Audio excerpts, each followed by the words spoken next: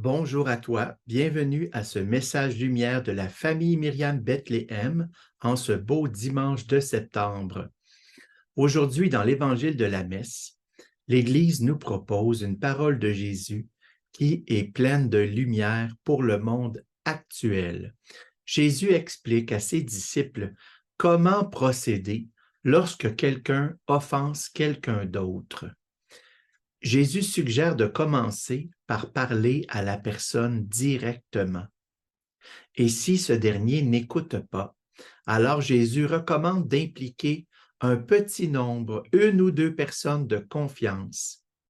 Mais si la personne refuse de les écouter, alors Jésus conseille d'aller devant l'assemblée de l'Église. Tu vois, Jésus nous propose de procéder progressivement, hein, en commençant directement, et si ça ne fonctionne pas, là, on peut aller voir plus grand, plus de personnes. Mais as-tu remarqué que depuis quelques années, dans la société, on recommande beaucoup aux gens qui subissent une offense, à celles qui sont blessés par quelqu'un d'autre, de dénoncer à la société civile. Et ce n'est pas une mauvaise chose. Mais il y a souvent beaucoup de pression pour que les victimes dénoncent publiquement, en impliquant la police, les tribunaux et même qu'ils aillent dans les médias et sur Internet pour accuser les personnes qui les ont offensées. Et on embarque alors dans ce qu'on appelle le tribunal populaire. Et ceux et celles qui sont accusés sont rejetés par la société, reçoivent alors des étiquettes permanentes. Peut-être toi, tu as subi dans ton passé un geste d'une autre personne qui t'a fait souffrir profondément. Je pense que ça nous arrive à tous. Peut-être de quelqu'un dont tu étais proche. Et Jésus, lui, appelle cette personne ton frère, ta sœur.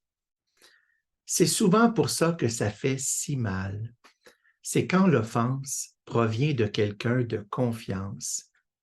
Et c'est si difficile de refaire confiance, de rétablir le lien, surtout dans ce monde actuel où la notion de pardon, de miséricorde est un peu évacuée au nom d'une certaine justice de vengeance, pour laquelle il faut faire souffrir l'agresseur pour que la justice envers la victime soit satisfaite.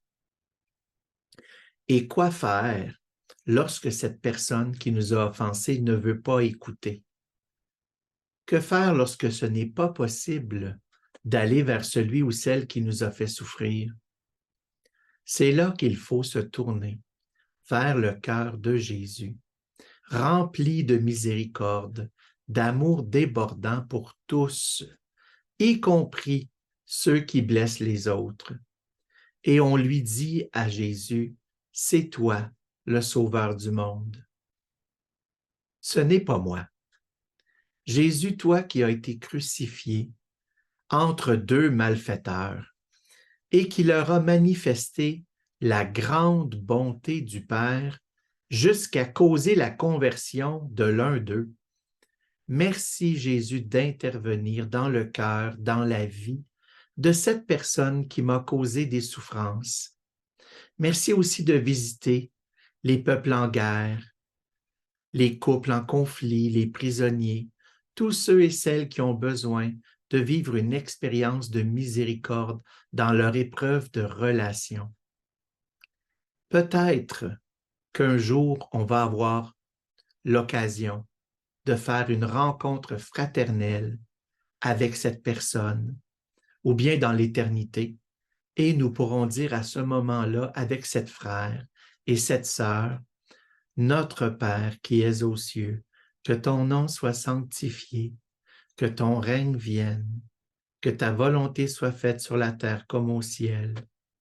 Donne-nous aujourd'hui notre pain de ce jour. Pardonne-nous nos offenses, comme nous pardonnons aussi à ceux qui nous ont offensés, et ne nous laisse pas entrer en tentation, mais délivre-nous du mal. Je prie pour toi, bon à cœur avec Jésus. Au revoir et à bientôt. Jésus.